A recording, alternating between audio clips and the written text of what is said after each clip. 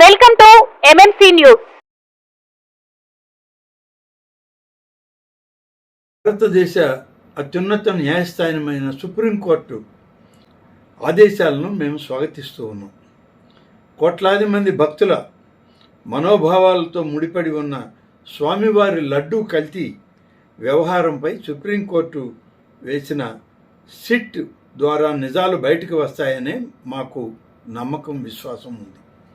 మేము అన్ని ఆధారాలు సిట్కి అందిస్తాం. అలాగే ఈరోజు సుప్రీంకోర్టులో సిబిఐ నుంచి ఇద్దరు, అలాగే రాష్ట్ర ప్రభుత్వం నుంచి ఇద్దరు, FSSIA నుంచి ఇద్దరు, ఇలా సభ్యుల్ని వేయమని చెప్పి సుప్రీంకోర్టు ఇవాళ ఆదేశాలు ఇచ్చింది. ఇప్పటికే 9 మంది నిష్ణాతులైనటువంటి రాష్ట్ర అధికారులు, నిపుణులు ఈ సిట్లో ఉన్నారు. వారితోటి సుప్రీం ఆదేశాల మేరకు మరిన్ని మంది నిపుణులైనటువంటి అధికారులు ఇందులోకి రావడం అనేటువంటిది చాలా విస్తృత ప్రయోజనాలకి ఇది దారితీస్తుంది. ఈరోజు ఈ యొక్క లడ్డు విషయంలో సుప్రీంకోర్టు ఇచ్చినటువంటి ఆదేశాలు తూచా తప్పకుండా పరిగణలోకి తీసుకుంటుంది రాష్ట్ర ప్రభుత్వం. సిబిఐ ఎక్కడ కూడా రాష్ట్ర ప్రభుత్వం వేసిన సిట్ మీద తప్పు పట్టడం కానీ, రాష్ట్ర ప్రభుత్వం వేసినటువంటి సిట్ యొక్క ఆలోచన విధానం కానీ వాళ్ళు తప్పు పట్టలేదు. ఇంకా విస్తృతమైనటువంటి విధానంలో దీన్ని పరీక్షలు చేయించండి అని చెప్పి మాత్రమే వాళ్ళు చెప్పడం జరిగింది. ఆ విధంగా సిట్ను విస్తృతపరిస్తే ప్రజల మనోభావాలకి తగిలిన గాయం మానేటువంటి పరిస్థితి ఉంది. ప్రజల విశ్వాసం కూడా పెరుగుతుందని చెప్పి మరి సుప్రీంకోర్టు ఆ విధమైన ఆదేశాలు ఇవ్వడం జరిగింది. ప్రజలకు నిజాలు చెప్పాల్సినటువంటి వ్యక్తులు ఇవాళ ప్రజల్ని ఇంకా మోసం చేసే ప్రయత్నం చేస్తూ ఉన్నారు. విజిలెన్స్ ఎంక్వైరీ నిలుపుదల చేయండి, మా మీద విజిలెన్స్ ఎంక్వైరీ జరగకూడదని కోర్టుకు పోయిందే నాటి టీటీడీ చైర్మన్గా పనిచేసిన వైవి సుబ్బారెడ్డి. ఆయన ఆలోచనలో తప్పు చేయలేదని అంటే విజిలెన్స్ ఆదేశాలని, విజిలెన్స్ ఎంక్వైరీని ఎందుకు ఆపమన్నారో, కోర్టుకు ఎందుకు వెళ్ళారో మరి ఆయనే చెప్పాల్సిన అవసరం ఉంది. అలాగే సుప్రీంకోర్టు ఇవాళ తన తీర్పులో వైవి సుబ్బారెడ్డి గారికి ఒక సూచన చేశారు. ప్రజల మనోభావాలతో మీరు ఇబ్బంది పెట్టే పరిస్థితులు తీసుకురావద్దు, అలాగే కోర్టుల్ని రాజకీయ వేదికలుగా మార్చొద్దు అని చెప్పి వైవి సుబ్బారెడ్డి గారు చెప్పాలి. ఇవాళ ఎవరి హయాంలో ఏఆర్ ఇండస్ట్రీస్కి నెయ్యి సరఫరా చేసే ఆర్డర్లు ఇచ్చారు, ఎవరు ఏఆర్ కంపెనీని తీసుకొచ్చింది, ఈ కంపెనీకి టెండర్లు ఇవ్వడానికి మీరు ఎన్ని అక్రమాలు చేశారో ఒకసారి చూసుకోండి.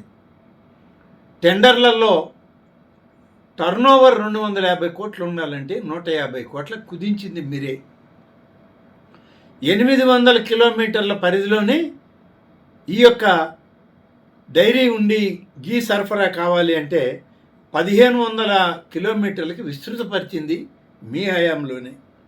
అలాగే ఈ క్వాలిటీ వీటి పరిస్థితుల్లో మీరు చేసినటువంటి కార్యక్రమాలు ప్రక్రియలో 3 సంవత్సరాల సామర్థ్యం ఉండాలి, ఒక కంపెనీకి అనుభవం ఉండాలి అని చెప్పి గతంలో ఉంటే దాన్ని 1 సంవత్సరానికే కుదించి టెండర్ ప్రక్రియని చేసింది, అనుమతులు ఇచ్చింది సుబ్బారెడ్డి గారు ఆ హయాంలోనే. ఇన్ని తప్పిదాలు చేసి ఈరోజు మళ్ళీ ఏదో వాడి మీద మేము కక్ష తీర్చుకోవడానికి వచ్చినట్టుగా సుబ్బారెడ్డి గారు కేసులు వేయడం, విజిలెన్స్ ఎంక్వైరీలను ఆపమండం, ఇవన్నీ చూస్తుంటే మరి ఆయన ఒక అయోమయ స్థితికి వెళ్ళిపోయాడేమో అని అనిపిస్తుంది. వైవి సుబ్బారెడ్డి మొత్తం నిబంధనలు మార్చాడు. గద్దెనెక్కిన నాటి నుంచి తిరుమలలో అక్రమాలు ఎంత దయనీయంగా ఇక్కడ అన్నప్రసాదాలు కానీ, లడ్డు ప్రసాదాలు కానీ, అలాగే ఆలయ పాలక మండలి తీసుకునే నిర్ణయాలు కానీ ఎంత తక్కువ స్థాయికి దిగజారాయో అందరికీ తెలుసు. అనేక సందర్భాల్లో మీడియాలో కూడా రావడం జరిగింది. తమ అనుకున్న వాళ్ళకి, తమకు కావాల్సిన వాళ్ళకి టెండర్లు కట్టబెట్టడానికి ఆయన చాలా పనులు చేశాడు. అలాగే ఇవాళ ప్రతి ఒక్కటి కూడా రేపు సిట్ ముందు మా ప్రభుత్వం ఉంచబోతుంది. టీటీడీ అధికార యంత్రాంగం జరిగినటువంటి అన్ని ఫైల్స్ కూడా వాళ్ళ ముందు పెట్టి దీన్ని విస్తృత ప్రయోజనాల కోసం ఇవాళ సుప్రీంకోర్టు ఇచ్చినటువంటి నమూనాలో సిట్ పనిచేయడానికి ఇవాళ పూర్తిగా ఏర్పాట్లు చేయడం జరుగుతుంది. కాబట్టి ఎక్కడ కూడా సుప్రీంకోర్టు ఇచ్చినటువంటి తీర్పులో కానీ, వారి సూచనల్లో కానీ రాష్ట్ర ప్రభుత్వాన్ని తప్పు పట్టలేదు. తప్పు పట్టిందే వైవి సుబ్బారెడ్డిని. కోర్టుకు వెళ్ళిన వైవి సుబ్బారెడ్డికి మీరు ప్రజల మనోభావాలతో ఆడుకోవద్దు, అలాగే కోర్టులని రాజకీయ వేదికలుగా మీరు తయారు చేయొద్దని చెప్పి సుబ్బారెడ్డికి సూచించింది. మీకు ఇచ్చినటువంటి సూచనల్ని తిరిగి రాష్ట్ర ప్రభుత్వం మీద నెట్టేదానికి చేస్తున్న ప్రయత్నం సుబ్బారెడ్డి గారు కానీ, మరి వారి అబ్బాయి జగన్ రెడ్డి కానీ, వీళ్ళిద్దరూ దుర్మార్గమైనటువంటి విధానంలో ఇంకా కూడా ప్రజల్ని మభ్యపెట్టడానికి వాళ్ళు ప్రయత్నం చేస్తున్నారు.